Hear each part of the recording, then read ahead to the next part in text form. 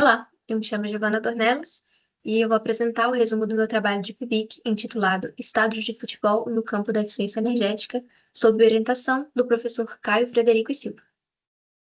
Com a ocorrência de mega-eventos sediados no Brasil nas duas primeiras décadas do século XXI, como, por exemplo, o Pan-Americano de 2007, a Copa do Mundo de 2014 e as Olimpíadas de 2016, um aporte financeiro significativo foi destinado para a renovação e para a construção de arenas esportivas, e também foi muito levado em consideração nessas renovações e construções a agenda ambiental global, o apelo sustentável, definido pela Agenda 2030, caracterizado pelos Objetivos do Desenvolvimento Sustentável, as ODS. Neste trabalho, o enfoque vai ser a eficiência energética, como a eficiência energética foi trabalhada nesse contexto. E, para isso, foram observadas as normativas direcionadas para esse tema, como a internacional ISO, se refere ao Sistema de Gestão de Energia, e a NBR, de desempenho. Além disso, a certificação LEED, que significa Liderança em Energia e em Desenvolvimento Ambiental, também guiou muitas das decisões dos projetistas e dos gestores das arenas para trabalhar a eficiência energética nessas grandes edificações. Então, o objetivo foi construir um panorama de medidas para a promoção de eficiência energética em arenas esportivas no Brasil, utilizando como estudo de caso 6 estádios de futebol brasileiros. A metodologia foi a revisão bibliográfica com análise qualitativa.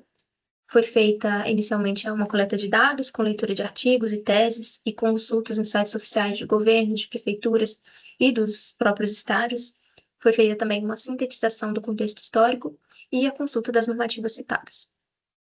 Depois disso, os parâmetros a serem analisados foram escolhidos, ficando a característica da envoltória, a iluminação, a geração de energia solar, a certificação LEED, quantos pontos cada estádio fez, e a automação dos equipamentos e iluminação.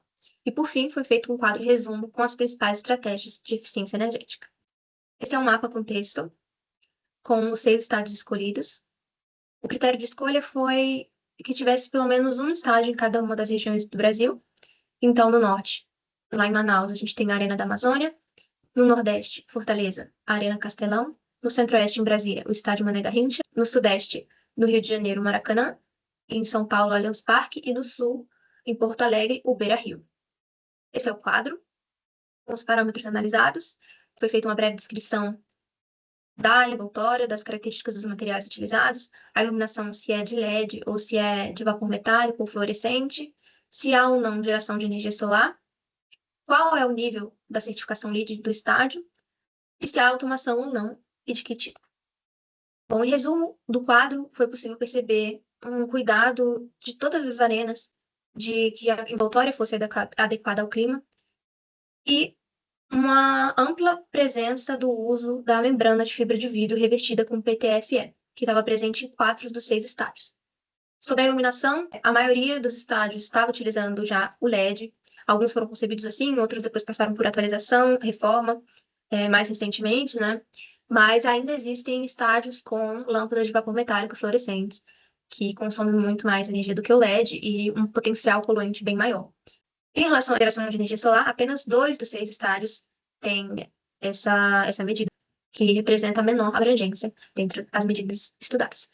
Bom, em relação aos resultados e discussão e a conclusão, o resultado em relação às envoltórias reafirma o papel da arquitetura e a importância de um bom projeto para oferecer estratégias passivas de climatização e garantir, assim, o conforto bioclimático dos usuários.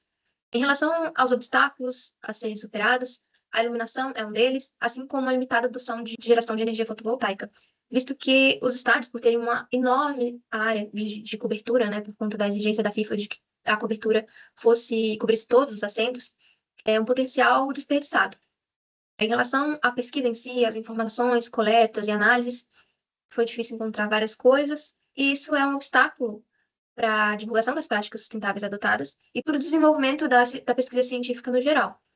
E sugere-se, então, que sejam feitos relatórios anuais de sustentabilidade, como alguns estádios fazem, mas é pouquíssimo. Em perspectivas futuras, precisam ser feitos estudos posteriores para aprofundar essas análises, trazer mais números, pois o campo é muito fértil e de grande relevância.